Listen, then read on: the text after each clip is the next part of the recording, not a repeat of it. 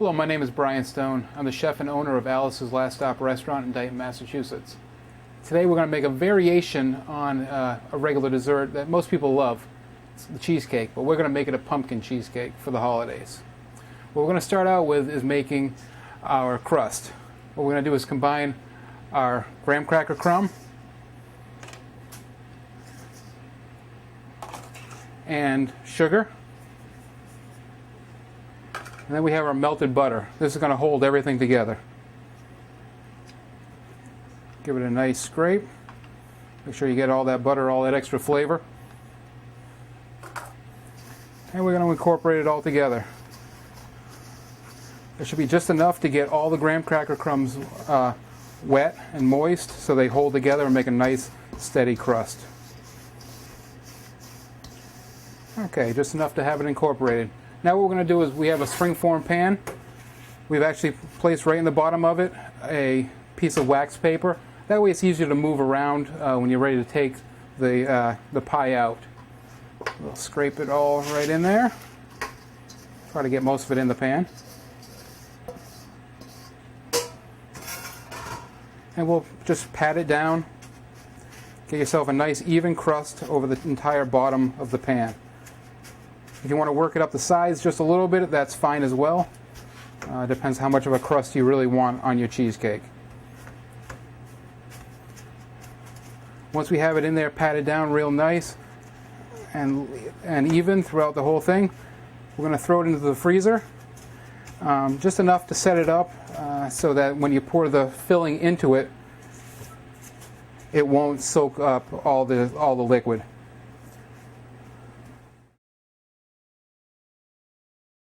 Okay, we have our graham cracker crumb in the freezer right now, just setting it up enough so we're ready to put the filling in. Now what we're going to do is we're going to start mixing the filling. We're going to start with our cream cheese. We have 2 full pounds of cream cheese here. That's 4 of the small containers if you're buying it at the supermarket. I wouldn't suggest using like one of those plastic containers of cream cheese. The spreads, you want the nice, rich, heavy cream cheese.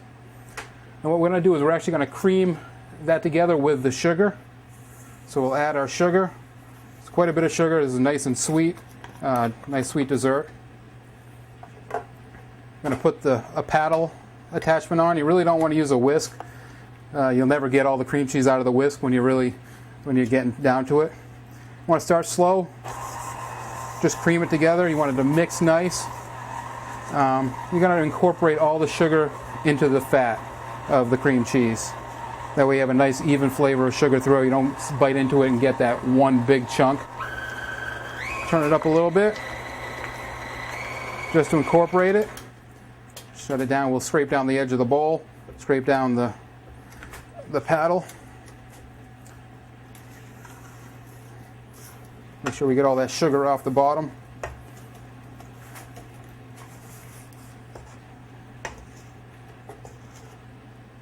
It'll turn on for a few more seconds before we add the rest of the ingredients.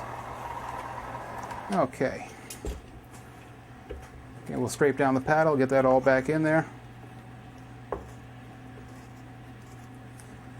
Now we're going to add our eggs.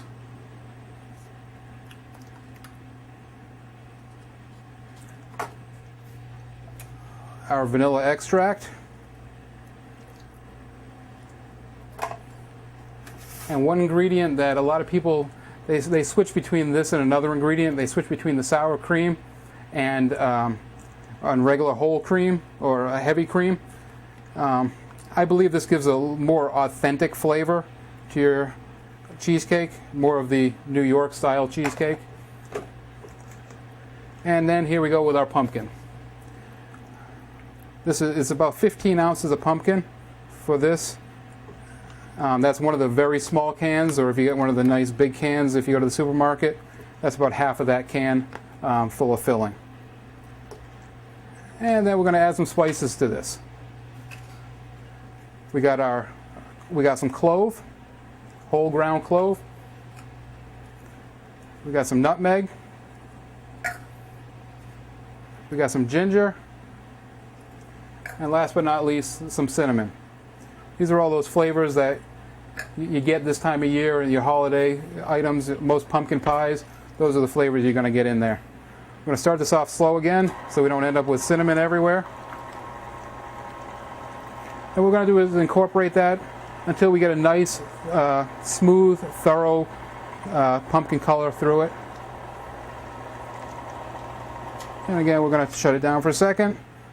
Always scrape the bowl. You don't want to end up with either chunks or especially of those seasonings or the pumpkin in there.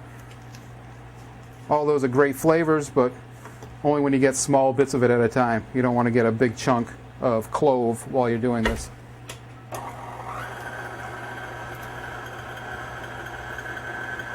Once it's incorporated enough, you can turn your mixer up. Get a nice whisk to it.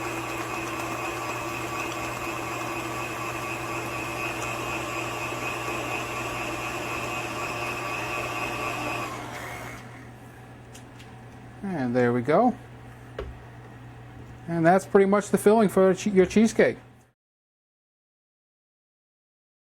Okay, we finished our pumpkin cheesecake filling now. We've taken our crust out of the freezer. It's set up just enough that it won't absorb all the moisture and get really soggy. So what we're going to do is pour this right into our springform pan. What we've actually done is we're using a non-stick springform pan. If we weren't, normally we'd have parchment paper around the edges too to make it come out of the pan a little easier. But this is a non-stick one, so we're going to do it this way here. So we're going to go ahead and just pour it in. Just pour it in there evenly. It should be just enough to fill. This is about a 9-inch springform. It should fill almost right to the top. And because we're not using any baking powder or yeast or anything like that in here, it isn't going to rise more than like 1/4 of an inch at most. So we don't have to worry about overfilling our pan. Get all that good flavor out of there. There you go.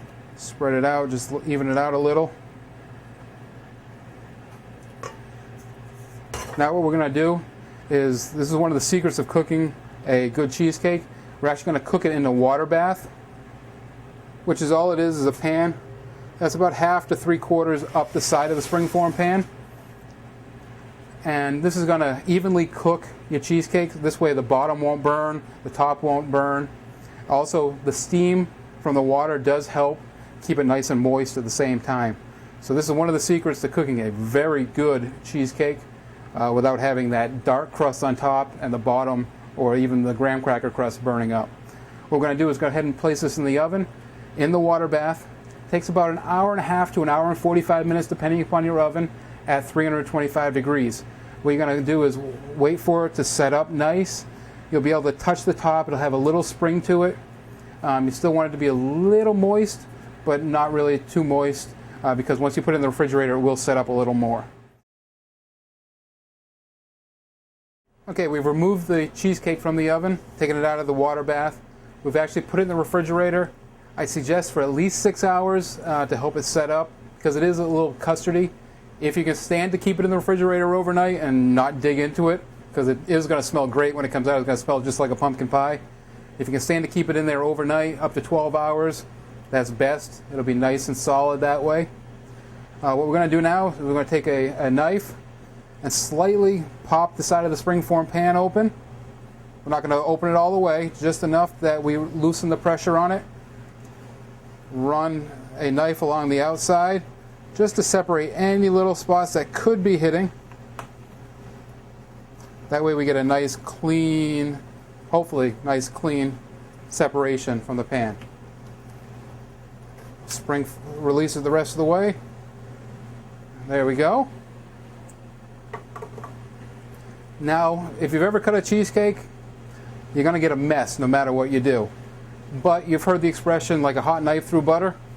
Well, I have here hot water with the knife in it, trying to warm up the knife as much as I can. What we're going to do is cut it right in half. It'll slide right through there with very little left on the knife. Again, just wet the knife down again. And we'll just continue cutting it into however many pieces you want. Just remember, this is a really rich dessert, so you don't want to give too big a slice. But you also don't want to skimp, so people go, ooh, come on. Give them something that's worth it. So basically, we made our pumpkin cheesecake. Perfect for the holidays. Great for Thanksgiving. It's one of my favorites. Definitely, we can do any variation, but this is definitely a nice holiday favorite. So feel free to do it for your Thanksgiving. Hope you enjoy. Thank you.